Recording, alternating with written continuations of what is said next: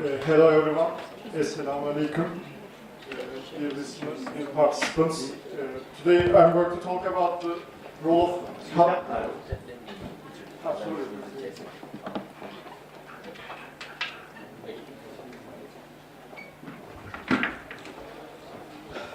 Okay. All right, everyone. Sorry to take you over, Mr. Ege, because I was told that I will be the chair session for 2 days, for this first academic session for the whole Congress. Anyway, dear distinguished presenters, we have 2 presenters for today, and all respected participants, ladies and gentlemen, welcome to this academic session of Halal Accreditation Congress. So, first of all, I would like to express my sincere appreciation to the organizer of the first International Halal Accreditation Congress, especially the Halal Accreditation Agency, the Presidency of Religious Affairs and Ministry of Agriculture and Forestry of the Republic of Turkey, for their valuable efforts in organizing this important platform for academic and professional practitioners in halal accreditations. Let me introduce a bit of myself. I'm Associate Professor Dr. Fauzi Hussein from University Technology Malaysia. I'll be chairing this session and also one of the presenters for tomorrow's afternoon sessions. So, alright. So for today's session, for the very first academic session, we have 2 presenters for your all informations. We have Mr. Ege Barış KANIK, so sorry if my pronunciation is not good, right? And also Mr. Merve Ozcan Onunçil. But only one will be presenting physically here in front. Another one, Mr. Merve Ozcan, will be presenting through Zoom. Alright, so I've just a little bit briefing for our sessions. So we have around 30 minutes, 30 to 45 minutes. I think since we're already late, now we only left around 40 minutes to finish the presentations. Alright? So Mr. Ege will be given like 10 to 15 minutes to present, and then Mr. Merve Ozcan will be given another 10 minutes to present. Then after that, we'll begin with the question and answer. Alright, ladies and gentlemen, I think today's session is quite interesting. Talking about trust, which is a main theme for our Congress for these 2 days. Both presenters will be talking about the halal accreditations, that talk about the perspective of trust, consumer confidence, product safety, and maybe some on the holistic halal ecosystem. Alright. So I hope all the participants can give attention. Hopefully we can get an engaged participation from everyone. Without further ado, I would like to invite the first speaker, Mr. Ege Barış KANIK, that will be presenting a paper on the topic, the role of halal accreditation in addressing trust erosion across societal and international contexts. The floor is yours, Mr. Ege. Hello everyone again. Sorry for the confusion. I'm Ege Barış KANIK, as our chair introduced, and I'm going to talk about the role of halal accreditation in addressing trust erosion across societal and international contexts today. Like how the level of trust is diminishing in our world, and how halal accreditation at multi-level can fix it. Trust is today undergoing a profound and measurable erosion across contemporary societies all around the world, but especially more in the industrial countries, in such societies, and it's affecting interpersonal relations and consumer confidence, and also institutional legitimacy, and any kind of international level relations, diplomacy, now everything is under very big questions, especially when we see how things are going in our region and how the concept of international law is questioned now. Against this backdrop, Halal Accreditation emerges as a unique multi-level instrument capable of addressing trust deficits and how to fix the problems through psychological, social, institutional, and international domains. So mainly to give a brief introduction about the problem in general and how our flow will go. There is a crisis of trust. Trust erosion, actually this term is used in social psychology, and it now spoils all global institutions and all the order going and disconnecting people, and corporate self-perception is also under question, and how health accreditation can be a mechanism at multi-level credibility fixing and to make things clear again, and how to address problems. Also, again, this multi-level system from individual to the global system. And the foundation is like I cited chronicle terms here, like this term of amane, like emanet we say in Turkish, after, like the and te is saying differently, meaning trustworthiness, and how it provides moral legitimacy that secular certification is still often lacked today. The empirical reality of declining trust. There are some international trust measuring, how to say, like questionnaires, like societies. I mean, actually, it's not really possible to measure such a concept of, like, abstract concept of trust. But there are some questionnaires around societies, some censuses, and one of them is Edelman Trust Barometer. Last year, like business trust still at the highest with 62%, but still there is a very big diminishing level, and they turned in their official report as crisis of grievance. And also OECD, Organization for Economic Cooperation and Development, they make a survey. Many of the members of OECD are doing it, but Turkey is not one of them. I checked again in the graphs. And they demonstrate that only 39% of respondents across all member countries hold high or model the high trust in their governments or any kind of institution, actually, not only the state system. And also food systems are affected, and HELA certification fraud things going all around in some countries. And also organic product mislabeling, since there is a big growing market that's very profitable since today. That's why there is some lack of trust. And the methodology of this paper is actually, I intended to give just a way of thinking. I mean, there are many things could be done to make this research deeper in later phases.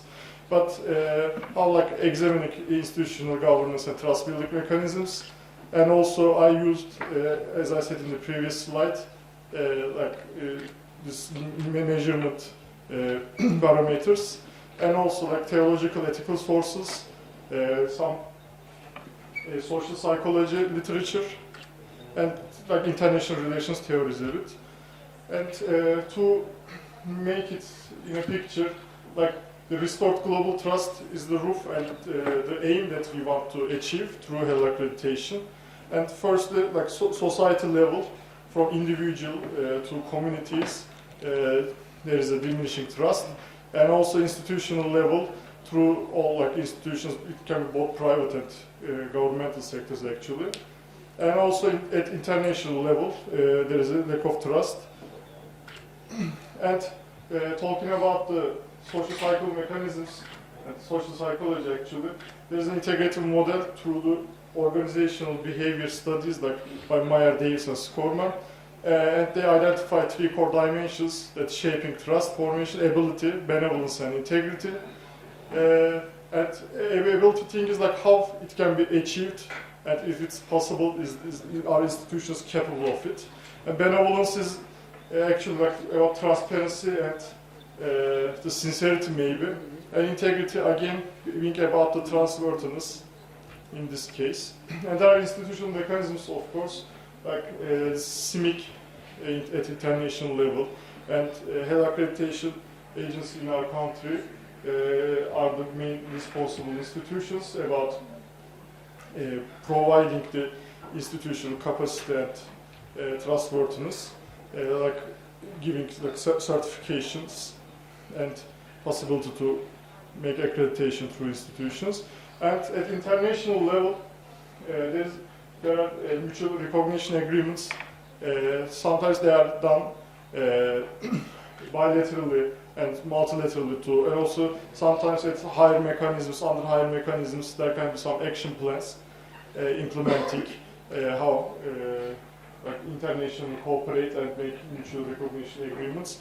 And this also codifies the collaboration at international level and gives some necessities to complete these processes. And theological and moral grounding, as I said in the beginning, some chronicle aspects like the term tayyib, wholesome, good, it means like it gives a holistic approach to give, like especially in hygiene and again trust in it, and also sidq, concept of sidq, it means like honesty, and also like it's rooted in the prophetic example, as our prophet peace be upon him, like remembered as like El Emin, and also again in the beginning, as I said, the term of amana, and also there's a divine obligations given in the Surah An-Nisa. And it creates intrinsic motivation for integrity that exceeds legal baseline requirements. And also a multi-level response when we take a look at the role of Halal accreditation in this case. And at level of society, it provides psychological reassurance to consumers through signals grounded in Islamic ethical principles. Institutional level, it creates, Halal accreditation creates transparent, standardized governance frameworks that demonstrate competence and reduce regulatory ambiguity. At international level, it facilitates cross-border trade and cooperation through harmonized standards and mutual recognition agreements. And for implications and broader applications, it explicitly grounded institutional practices in ethical principles.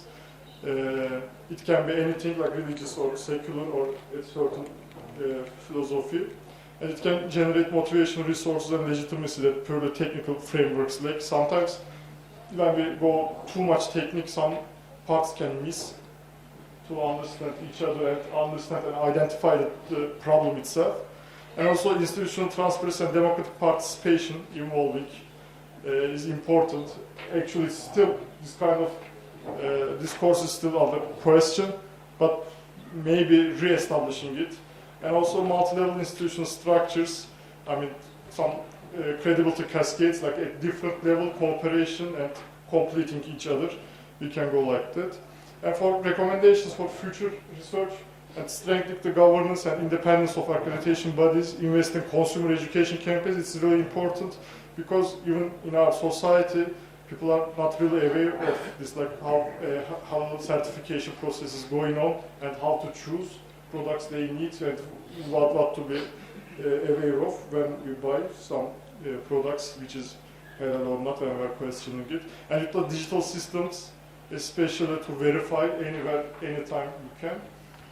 And also institutions should also integrate halal accreditation with complementary assurance mechanisms, like, as I said, in a kind of holistic approach, like sustainability, animal welfare, labor practices. I mean, actually, the concept of halal should not be only tracked in the product itself, like the chemistry of itself. I mean, it's like halal way of doing things. I mean, all those like trade production processes, you should have a halal way of looking at it.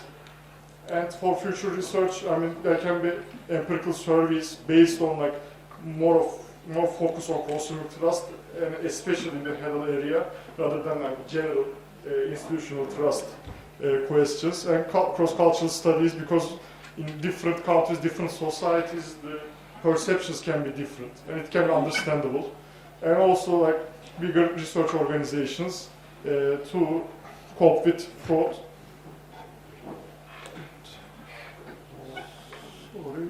And in general, like to sum up, my main ideas were like that.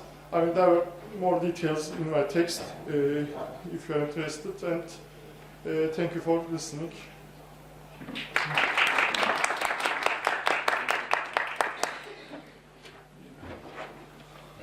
All right. Thank you very much, Mr. Ege, Barış. All right. Shall we move forward to the second presenter, or we can open for Q&A? Second presenter. Okay. All right. Yeah. Thank you very much for the presentation. I think it's a very timely presentation papers that highlight the key important issues on the halal accreditation, especially the trust. And I think Mr. Ege managed to balance between these two paradigms, the theological perspective and the secular perspective. How do we balance, how can we gain trust from the consumer especially? Not simply just look into the halal thing, halal logo, halal written word halal. Can we trust them? So I think the most important thing, as you said, is accreditations. How we build the trust to the consumer. And I think also Mr. Ege has mentioned about the next stage, what we can do to educate people, educate consumers. Just want to share, in Malaysia for example, at the very beginning we teach pupils, students, to have awareness on halal. Even for the companies, they are encouraged to do the halal awareness program, so that the people can understand what is halal, why do we need to have the halal accreditation, etc. So that's a sharing experience from my perspective anyway.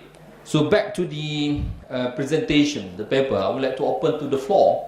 If there is any questions, if there is any issues I want to raise to our presenter, you are most likely to welcome. I'm welcome any questions from the floor. Yes, I open any question from the floor. No? Or maybe, yeah. I cannot Yeah. make some Yeah. comment and question. Yes. You know, the speaker mentioned about the trust erosion Yeah, distribution. for the accreditation and the halal certification. And I think there should be a two side for this one. One side is that in this world there is a responsibility for the giving or making some adulteration. And also for the hereafter, there should be another responsibility that the people should know that I will be responsible in the hereafter. Yeah. Otherwise, it is very difficult to control the quality and the necessity of the certification. I think we should emphasize this concept also on this type of erosion of trustworthy. The value system Yeah. to the consumer value system. They not only And also accreditation bodies Yes, should have the definitely. same values. Yeah. Otherwise, it is difficult to control everything. Okay, Any comment? Thank you very much, Professor. Is there any comment from you, Mr. Amy, perhaps? I agree. I mean, actually, like as I mentioned, like halal way of doing things. I mean, in a very general and from start to end, all the processes. Actually, when we to do it halal, I mean, also people should think about the hereafter, as you said, because like the concept itself is a spiritual and religious concept. I mean, otherwise it wouldn't be something. It would something lacking on it, and I agree with you in this case. Yeah, I mean, a holistic approach is needed. Okay, thank you very much. If there is any other questions from the floor,